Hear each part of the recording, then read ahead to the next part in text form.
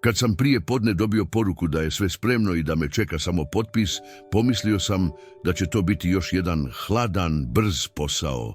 Stara kuća mog djetinjstva stajala je prazna godinama, zatvorena poput kutije koju nitko ne želi otvoriti. Kupac je bio spreman, agent je bio spreman, papiri su bili spremni. Ja nisam bio spreman, ali sam se pravio da jesam. Zato sam krenuo ranije, bez vozača, bez pratnje, bez ikoga tko bi mi rekao da se okrenem. Na prilazu je trava bila previsoka, a boja na ogradi ljuštila se kao stara koža. Sve je izgledalo točno onako kako se sjećanje pretvara u ruševinu. Osim jedne stvari, iznutra je dopiralo svjetlo. Ne ono žuto koje ostane upaljeno kad netko zaboravi ugasiti, nego živo, toplo, kao da netko tamo diše. Zaustavio sam se pred ulaznim vratima. Brava koju sam godinama držao zapečaćenu bila je ogrebana svježe, kao da se netko trudio otvoriti je. A onda sam čuo zvuk. Ne škripu dasaka, ne vjetar. Dječji smijeh, kratak, prigušen, pa naglo prekinut. Srce mi je udaralo u grlu dok sam gurao vrata. Unutra je mirisalo na juhu, na deterđent, na život koji se ne bi smio događati u kući koja je bila mrtva. U hodniku gdje je nekad stajala slika mog oca, sada je visjela ručno nacrtana stranica papira, kuća s velikim prozorima i sunce iznad krova. U dnevnoj sobi, na mom starom tepihu koji je trebao biti pun prašine, bile su posložene igračke. Na stolu su se sušile dječje čarape, a na fotelji, koju sam zadnji put vidio prevrnutu i poderanu, sjedila je žena s pregačom preko koljena, umorna ali mirna, kao da je oduvijek tu. Kad me ugledala, nije vrisnula. Samo je spustila pogled prema vratima iza sebe i tiho rekla: "Nemojte ulaziti glasno, djeca su napokon zaspala." U tom trenutku nisam mogao vjerovati onome što vidim, ali još manje onome što sam osjećao. Bijes koji me guši i nešto što je bolnije od bijesa. Strah da ova kuća više nije moja ili da nikad zapravo nije ni bila. Stajao sam na pragu vlastite prošlosti, ukočen poput uljeza, dok je žena u dnevnoj sobi mirno slagala tanjure na stol, kao da je moj dolazak bio dio njezina plana. Nisam znao tko je ona, ali znao sam jednu stvar. Nitko nije imao pravo biti ovdje. Ova kuća je godinama bila zaključana, nadzirana, zapečaćena mojim imenom i mojim potpisima. Sve je bilo pod kontrolom. Uvijek je bilo. "Kako ste ušli?" pitao sam, a glas mi je zvučao niže nego što sam očekivao. Tvrđe, hladnije. Bio je to glas čovjeka koji je navikao da mu odgovaraju, ne da mu objašnjavaju. Žena je zastala, ali se nije okrenula odmah, kao da je birala riječi. "Nismo imali kamo," rekla je tiho. Ta jedna rečenica, izgovorena bez patetike, pogodila me jače nego da je vikala. Pogled mi je pobjegao prema hodniku. Iza zatvorenih vrata čulo se tiho disanje. Djeca, 2, možda 3. Mala tijela u kući u kojoj sam nekad ja drhtao od straha, ali iz sasvim drugih razloga. Slike su mi navirale same. Otac koji viče, majka koja šuti, noći u kojima sam se zaklinjao da ću jednog dana pobjeći i nikad se ne vratiti. "Izlazite odmah," rekao sam, više iz navike nego iz uvjerenja. "Pozvat ću policiju." Tada se napokon okrenula. Lice joj je bilo iscrpljeno, ali oči bistre. "Ako ih izbacite večeras," rekla je, "ne znam hoće li jutro dočekati na sigurnom." Te riječi nisu bile prijetnja, bile su priznanje. I u tom trenutku shvatio sam da se ne suočavam s provalnicom, nego s nečim daleko složenijim, odlukom koju sam cijeli život izbjegavao. Hoću li ponovno zatvoriti vrata ili napokon pogledati što se krije iza njih? Ušao sam u dnevnu sobu sporim korakom. Ne zato što sam se bojao žene ispred sebe, nego zato što sam se bojao onoga što bih mogao pronaći u vlastitim mislima. Svaki korak po drvenom podu odzvanjao je glasnije nego što je trebao, kao da kuća sama želi da obratim pažnju. Namještaj je bio pomaknut, ali ne nasumično. Sve je imalo svrhu. Stol nije bio tu zbog estetike, nego da bi djeca imala gdje jesti. Tepih nije bio razvučen zbog ukrasa, nego da bi netko mogao leći na pod bez hladnoće. Koliko dugo ste ovdje? Pitao sam. 3 mjeseca, odgovorila je bez oklijevanja. Ta brojka me presjekla. 3 mjeseca. 3 mjeseca dok sam ja potpisivao ugovore, putovao, zatvarao milijunske poslove, uvjeren da je ovo mjesto prazno, mrtvo, sigurno zaključano. Netko je cijelo to vrijeme živio unutar zidova koji su mi oblikovali život. Prišao sam polici. Moje stare knjige bile su još tu, ali među njima su sada bile dječje slikovnice, izlizane na rubovima. Netko ih je čitao iznova i iznova. Na zidu sam primijetio tragove olovke, neuredne crte koje su nekada bile moje. Sada su pripadale nečijoj drugoj ruci. Krug se zatvarao na način koji mi nije bio ugodan. Znate li čija je ovo kuća? Pitao sam, okrenuvši se prema njoj. Znamo, rekla je, i znamo da se možete ljutiti, ali djeci je trebala krov nad glavom. U tom trenutku iz hodnika se pojavila djevojčica. Bosonoga, s kosom skupljenom nespretno, držala je plišanu igračku bez jednog oka. Stala je kraj žene i pogledala me, ne sa strahom, nego s oprezom, kao da procjenjuje jesam li opasan. Vrati se u sobu, rekla joj je žena tiho. Djevojčica je poslušala, ali prije nego što je nestala iza vrata, okrenula se i pitala, mama, je li on ljutit? Ta riječ, izgovorena tako jednostavno, srušila je nešto u meni. Nisam odgovorio. Nisam mogao. Okrenuo sam se prema prozoru kako bih sakrio lice. Vanjski svijet bio je isti, ali ja nisam bio. U meni su se sudarale 2 stvarnosti, zakon i sjećanje. Imao sam pravo pozvati policiju, izbaciti ih, nastaviti sa životom bez pukotina. Ali imao sam i uspomene na noći kada sam molio da me netko ne izbaci, da me ne ostavi vani. Zašto baš ova kuća? Pitao sam tiše nego prije. Žena je sjela na rub stolice kao da joj je laknulo što sam prestao prijetiti. Bila je prazna i bila je sigurna. Nije bilo nasilja, nije bilo ljudi, samo tišina. Tišina. Riječ koju sam mrzio i tražio cijeli život. Ispričala mi je svoju priču bez dramatiziranja. Odlazak od čovjeka koji je prijetio, noći u skloništima koja nisu imala mjesta, obećanja koja su se raspadala. Djeca su slušala iza vrata, znao sam to i nisam je prekidao. Svaka njezina rečenica bila je još jedan čavao u lijes moje odluke da sve riješim jednim pozivom. Ali onda je izgovorila nešto što je promijenilo ton. Prije 2 tjedna netko je dolazio, rekla je. Muškarac. Rekao je da radi za vas. Okrenuo sam se naglo. Tko? Nije rekao ime. Samo je gledao kuću. Pitao je kada planiramo otići. Osjetio sam kako mi se želudac steže. Nitko nije smio dolaziti ovamo. Nitko osim agenta. I to tek sljedeći tjedan. Ako je netko već bio ovdje, značilo je da se stvari odvijaju bez mog znanja. Što ste mu rekli, pitao sam. Da ne znamo tko ste vi, odgovorila je, i da nemamo kamo. U tom trenutku shvatio sam da problem više nije samo u njima. Netko je znao, netko je gledao. A ako je taj netko odlučio riješiti situaciju bez mene, ova kuća više nije bila samo uspomena, postala je prijetnja. Pogledao sam prema vratima dječje sobe, zatvorenima, tihima.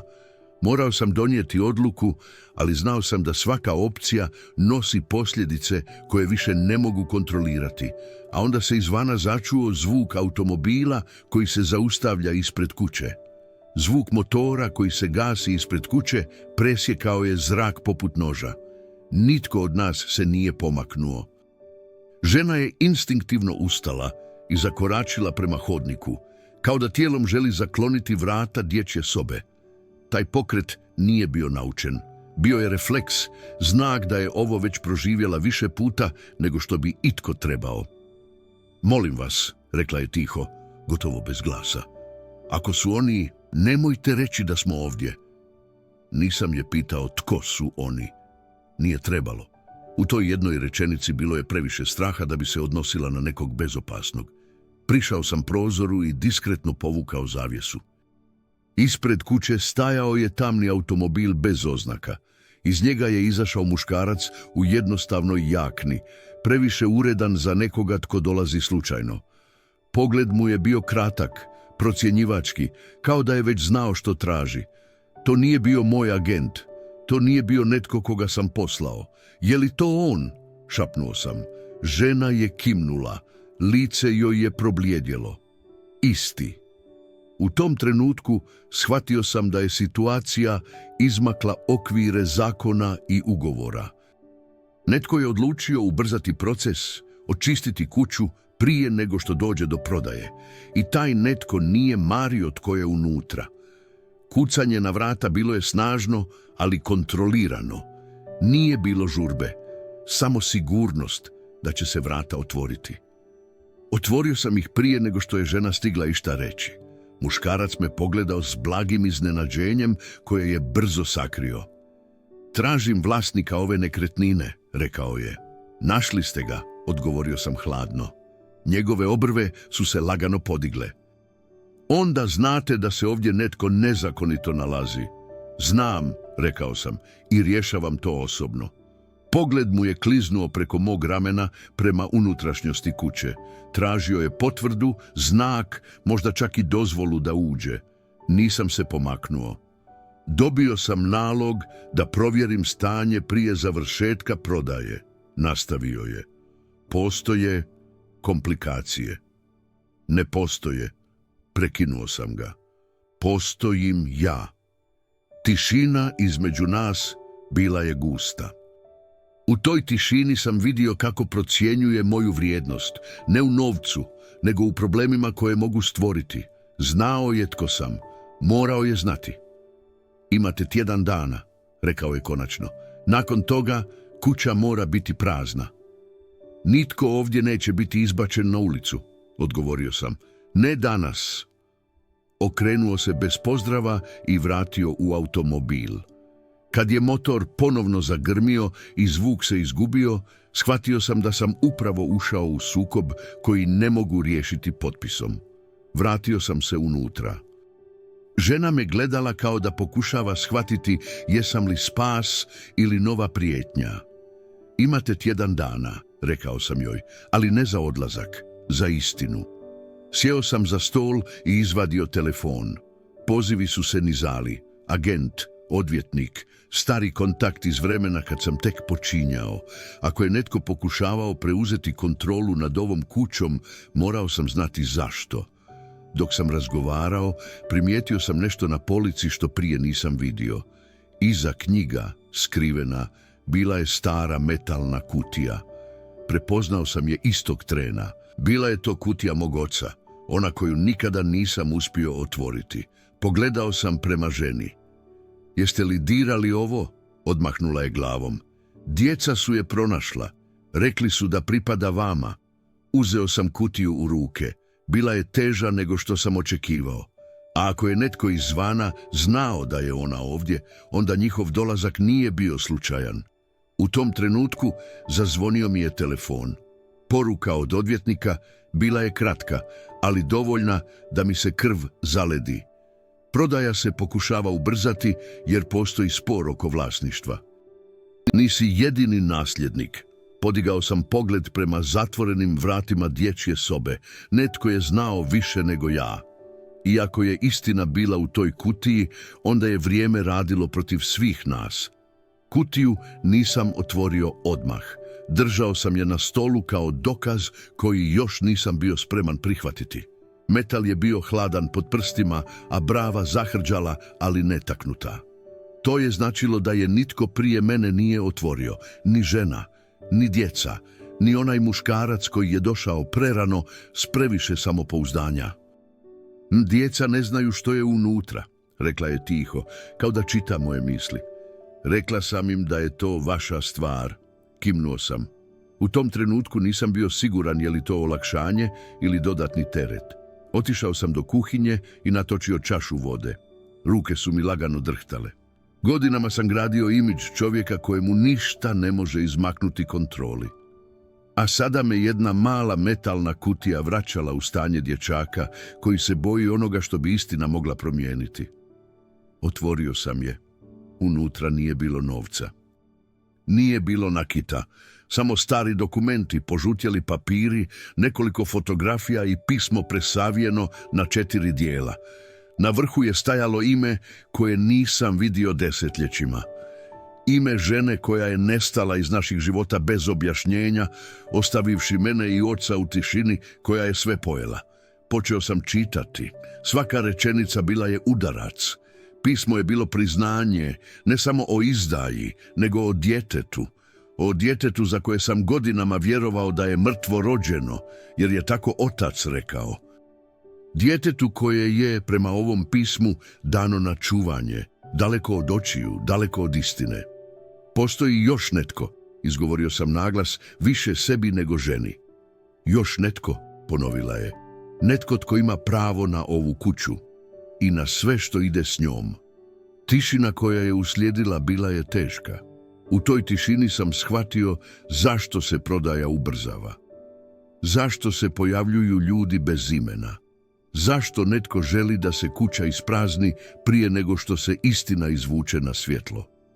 Fotografije su bile stare, ali jasne. Dijete s istim očima kakve sam gledao u ogledalu cijeli život i žena pored njega. Žena koja je sada stajala nekoliko metara od mene, blijeda, ali sabrana. Moram vas nešto pitati, rekao sam polako. Kako se zovete, rekla je ime. I to ime je bilo isto ono koje je pisalo na poleđini jedne fotografije. Svijet se pomaknuo pod mojim nogama. Sve je odjednom imalo smisla i ništa više nije imalo smisla u isto vrijeme. Ova kuća nije bila slučajno izabrana. Nije bila samo prazno mjesto. Bila je povratak. Znali ste, rekao sam, nije bilo optužbe u mom glasu. Samo umor. Znala sam tko ste, priznala je, ali nisam znala hoćete li ikada doći. Djeca su se pojavila na vratima, privučena tišinom. Pogledao sam ih drugačije nego prije. Tražio sam znakove, sličnosti, odgovore koje nisam tražio cijeli život. U tom trenutku zazvonio je telefon. Poruka s nepoznatog broja. Ako ne ispraznite kuću do sutra, spor će se riješiti bez vas. Pogledao sam prema ženi, prema djeci, prema kutiji koja je promijenila sve. Imao sam jednu noć da odlučim hoću li zaštititi istinu ili ponovno pobjeći od nje. A vani su se ponovno upalila svjetla automobila. Svjetla automobila obasjala su pročelje kuće, ali ovaj put nisam osjetio paniku. Ne onu slijepu, instinktivnu. Osjetio sam jasnoću. Kao da se nakon cijelog života magle napokon pojavila linija puta ispred mene. Ustao sam i stao ispred ulaznih vrata prije nego što je itko pokucao. Ne morate, rekla je žena iza mene. U njezinu glasu više nije bilo molbe nego prihvaćanje, kao da je znala da je ovo trenutak koji se ne može izbjeći. Moram, odgovorio sam. Predugo sam puštao druge da odlučuju umjesto mene. Otvorio sam vrata. Bio je to isti muškarac kao prije, ali sada nije bio sam. Drugi je ostao u automobilu, motor upaljen, spreman. To mi je govorilo dovoljno. Ovo je vaša posljednja prilika, rekao je prvi, bez uvoda. Imate dokumente koji kompliciraju stvari. Predajte ih i svi odlazimo. Izvadio sam pismo iz džepa sakoa, držao sam ga čvrsto, ali vidljivo. Ovo ne komplicira stvari, rekao sam. Ovo ih rješava. Pogled mu se stvrdnuo. Ne razumijete. Razumijem savršeno, prekinuo sam ga. Godinama sam živio u uvjerenju da je moć u novcu, ali moć je u tome da kažeš ne kad te ucjenjuju. Napravio je korak prema meni, ja nisam uzmaknuo. Iza mene sam čuo dječje korake, tihe, nesigurne. To mi je dalo snagu koju nikakav račun nije mogao kupiti. Policija je obavještena, rekao sam mirno, i moji odvjetnici. Ako je ova kuća predmet spora, onda će se rješavati javno, s punom istinom. Dugo me gledao, zatim se nasmijao bez radosti. Misliš da će ti to vratiti izgubljene godine? Ne, odgovorio sam, ali će spriječiti da se izgube nove. Okrenuo se i otišao. Automobil je nestao u noći, ovaj put bez obećanja da će se vratiti. Znao sam da ovo nije kraj pravne borbe, ali bio je kraj bijega. Vratio sam se unutra. Djeca su stajala u hodniku. Jedno od njih me pogledalo i pitalo isto ono pitanje kao prvi put. Jesi li još ljutit? Sagnuo sam se na njihovu razinu. Nisam, rekao sam iskreno. I neću više otići. Sljedećih dana kuća se punila zvukovima koji nisu pripadali prošlosti, nego budućnosti. Odustao sam od prodaje, pokrenuo sam postupak priznanja, ne samo imovine, nego odgovornosti. Nisam mogao promijeniti ono što je moj otac učinio, ali sam mogao prekinuti lanac šutnje. Kuća mog djetinjstva prestala je biti napuštena. Postala je mjesto istine i prvi put u životu osjećao sam se bogato iz pravog razloga. Ako ste stigli do kraja ove priče, napišite u komentaru iz kojeg grada nas gledate. Zanima nas odakle dolaze ljudi koje ovakve priče dotiču. Ako vam se video svidio, ostavite lajke i pretplatite se na kanal kako biste podržali ovakve sadržaje. Podijelite video s nekim kome bi ova priča mogla značiti više nego što mislite. I za kraj jedno pitanje za razmišljanje. Je li veća hrabrost zaštititi ono što posjedujemo ili priznati odgovornost za ono što smo godinama ignorirali?